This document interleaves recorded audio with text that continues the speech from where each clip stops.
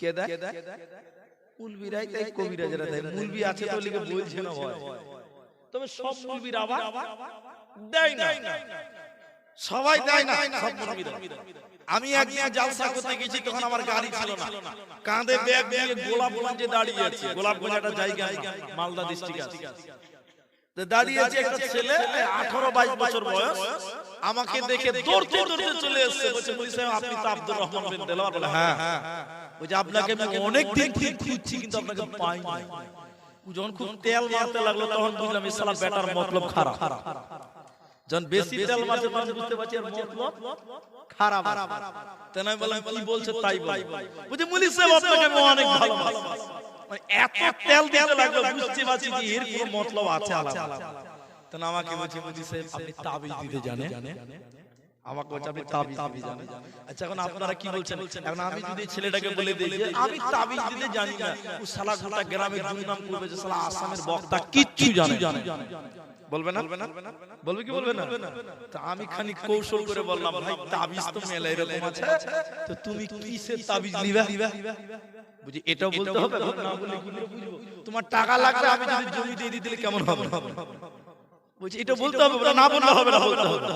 ওই ছেলেটা গাল চুলকাতে চুলকাতে বলছে মুফতি সাহেব আমার একটা খালাতো বোন আছে, তার নাম জরুনা, দেখতে খুব সুন্দর, আমাকে পাত্তা দেয় না, তা আপনি এমন একটা তাবিজ দেন যেন আমার প্রেমে পাগলা হয়ে যায়। এরকম কিছু ভেড়া ছেলে আছে না নাই? হ্যাঁ না বলো? আচ্ছা আপনারা বলুন মুলবিদের তাবিজের পরে বিটিকে পাওয়া যাবে? কথা বলে না যাবে? আরে আমার তাবিজে যদি সুন্দরী মেয়ে আপনার কাছে চলে আসে তো আপনার কাছে কেন যাবে? আমি আমার কাছে আছে। কথা কি না বলো? তাবিজে যদি সুন্দরী মেয়ে পাওয়া যায় তাহলে আমরা মুলবিরা বোকা আছি নাকি? এমন তাবিজ লাগাবো সুন্দরী মেয়েগুলো আমরা নিব, আপনাদের জন্য কালোগুলো রাখবো। হ্যাঁ কি না বলো? তার মানে তাবিজে কোনো মেয়েটে পাওয়া হ্যাঁ না বলো যায়? যায় না। এটা ছেলে ইমাম সাহেবের কাছে এসে বলছে মুফতি সাহেব এটা তাবিজ দেন তো, আমি বড় লোক হতে চাইছি, তাড়াতাড়ি যেন বড় লোক হতে। এখন আপনারা একটু জোরে বলুন মুলবি ইমাম সাহেবের তাবিজে বড় লোক হওয়া যাবে? ইমাম সাহেব বলছে তাবিজ দিলে তুমি বড় লোক হবে, 501 টাকা লাগবে। বলে হ্যাঁ 501 টাকাতে তাবিজ দিল। আচ্ছা আপনারা বলুন ইমাম সাহেবের তাবিজ যদি 501 টাকাতে যদি বরকত হতো তাহলে মুলবি সাহেবের বাড়ি 10 তলা বিল্ডিং হতো না? কি বলছেন? হতো না? ইমামের তাবিজ যদি আপনার বরকত হয় বড় লোক হতে পারে, তো মুলবি কেন বড় লোক হতে পারে? এটা আপনারা বুঝতে পারছেন? এরা যেন শিরকের মতো গুনাহ না করে। নবী হে তুমি বলে দাও এরা যদি পৃথিবীতে শিরকের মতো গুনাহ করে বলে দাও জান্নাতে যাবে না, পাবে না। এজন্য আল্লাহ প্রথম হারাম করলেন শিরকের মতো গুনাহ করবি না।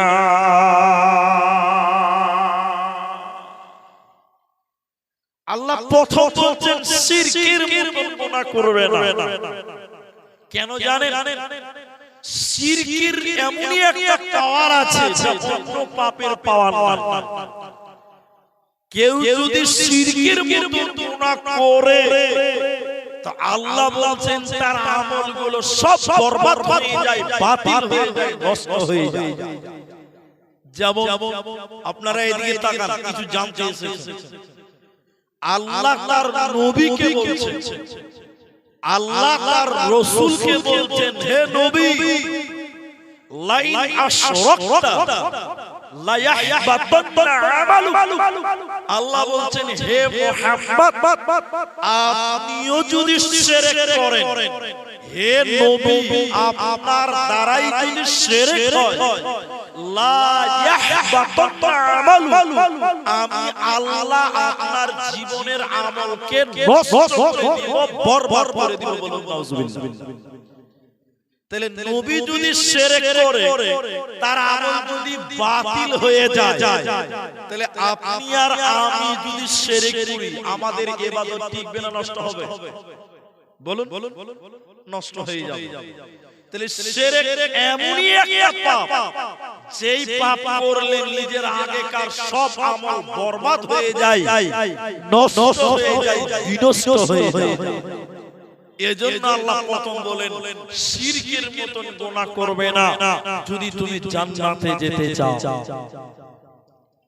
এখন আপনাদেরকে বলছি, আপনাদের দেশে শিরক আছে? একটু বলুন হ্যাঁ না বলুন। আছে শিরক নাই? তাবিজ বুঝেন? তাবিজ একটু বলুন আপনারা, তাবিজ বুঝেন না আপনারা? অনেক তাবিজ বুঝি। আচ্ছা তাবিজটা কে দেয় ভাই? বলছে না, মুলবিরাই দেয়। কে দেয়? মুলবিরাই দেয়, কবিরাজরা দেয়। মুলবি আছে তো লিখে বলছে না ভাই, তবে সব মুলবির আবার দেয় না, সবাই দেয় না, সব মুলবিরা। আমি একদিন জালসা করতে গেছি, তখন আমার গাড়ি ছিল না, কাঁধে ব্যাগ নিয়ে গোলাপগঞ্জে দাঁড়িয়ে আছি। গোলাপগঞ্জ একটা জায়গা মালদা ডিস্ট্রিক্টে আছে। দাঁড়িয়ে আছে একটা ছেলে 18-22 বছর বয়স, আমাকে দেখে দৌড়তে দৌড়তে চলে এসেছে। বলছে মুফতি সাহেব আপনি তো আব্দুর রহমান বিন দেলাওয়ার? বলে হ্যাঁ। বলছে আপনাকে আমি অনেক দিন থেকে খুঁজছি কিন্তু আপনাকে পাইনি। যখন খুব তেল মারতে লাগলো তখন বুঝলাম এই শালা বেটার মতলব খারাপ। যখন বেশি তেল মারতে তখন বুঝতে পারছি এর মতলব খারাপ। তাই আমি বললাম কি বলছে তাই বল। বলছে মুফতি সাহেব আপনাকে আমি অনেক ভালোবাসি। মানে এত তেল দিতে লাগলো, বুঝতে পারছি কি এর কোনো মতলব আছে আলাদা। তখন আমাকে বলছে মুফতি সাহেব আপনি তাবিজ দিতে জানেন? আমাকে বলছে আপনি তাবিজ দিতে জানেন? আচ্ছা এখন আপনারা কি বলছেন? এখন আমি যদি ছেলেটাকে বলে দেই যে আমি তাবিজ দিতে জানি না, ও শালা গোটা গ্রামে দুর্নাম করবে যে শালা আসামের বক্তা কিচ্ছু জানে। বলবে না? বলবে কি বলবে না? তো আমি খানিক কৌশল করে বললাম ভাই তাবিজ তো মেলা এরকম আছে, তো তুমি কিসের তাবিজ নিবা? বুঝি এটাও বলতে হবে?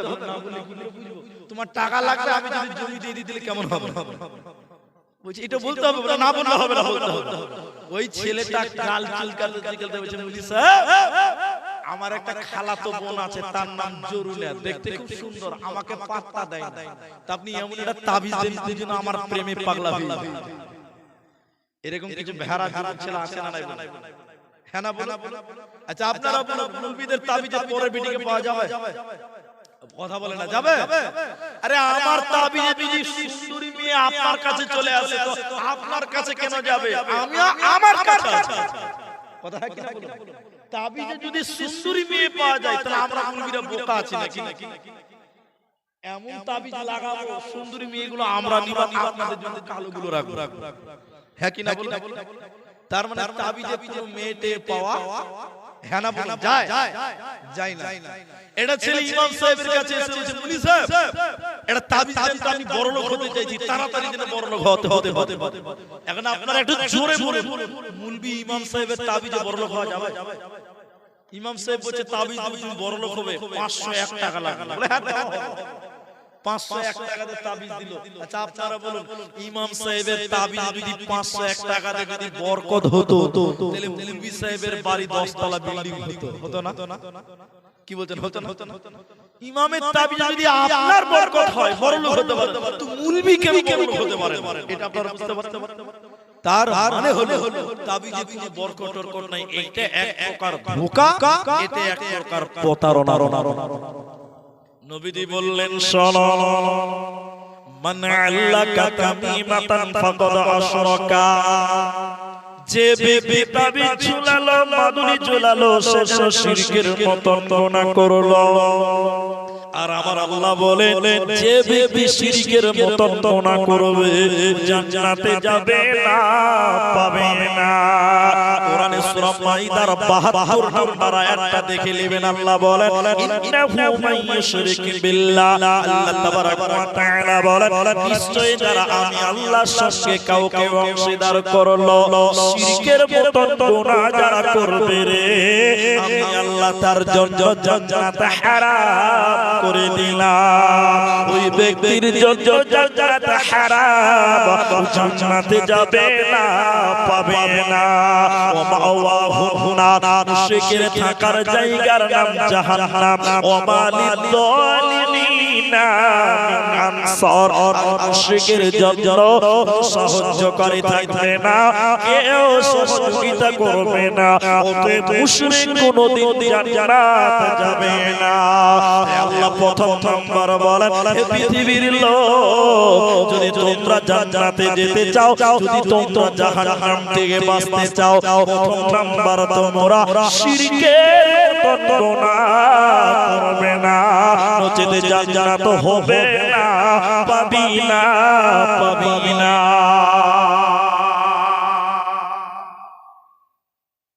তাহলে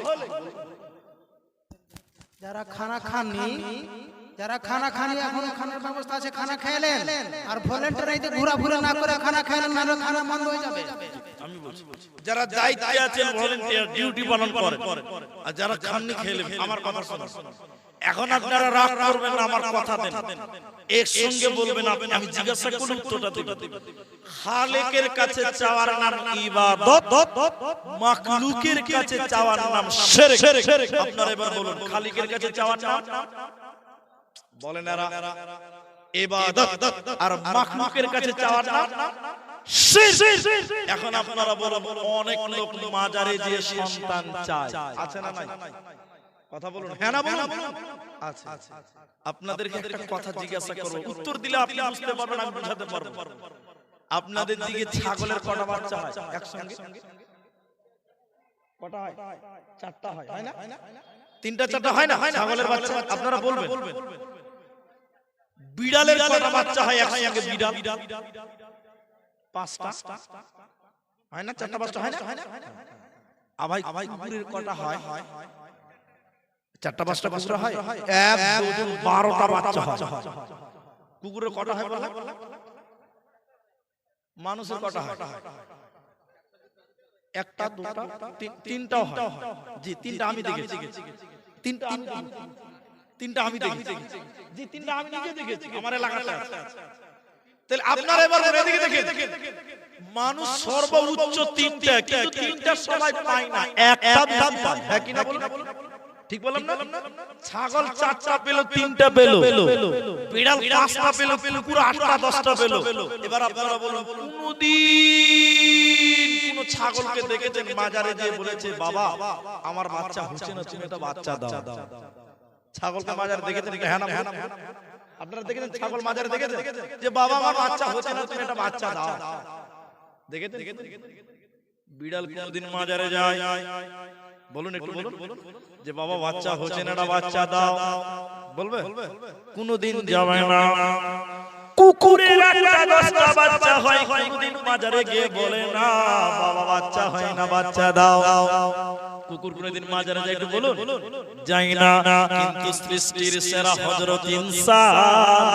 একই দেখতে পাবেন মাজারে বাজারে কুকুর আল্লাহর কাছে 8টা বাচ্চা পেল ছাগল 4টা পেল বিড়াল 5টা পেল মানুষ সৃষ্টির সেরা তুমি কেন একটা আল্লাহর কাছে চাইতে জানবে না হতভাগা মানুষ এরা আল্লাহর কাছে না চেয়ে দরগা দুর্গা